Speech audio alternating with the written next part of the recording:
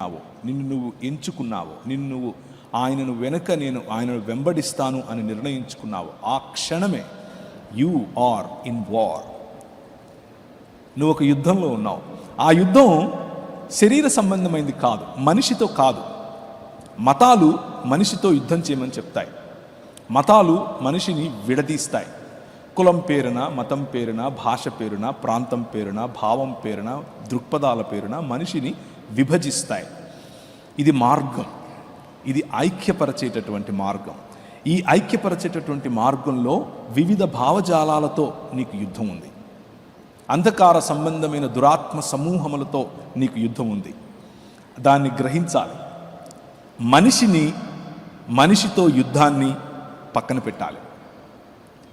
We are fighting with the powers and principalities of the air. అది ఆ స్పృహలో ఉండాలి. యుద్ధంలో ఉన్నావు అని గుర్తుపెట్టుకో. అయితే శరీరధారులమై మనం నడుచుకున్నా శరీరము ప్రకారం మనం యుద్ధం చేయకూడదు. మా యుద్ధోపకరణములు శరీర సంబంధమైనవి కావు గాని దేవుని ఎదుట దుర్గములను పడద్రోయజాలినంత బలము కలవై ఉన్నవి. దేవుని ఎదుట దుర్గాలు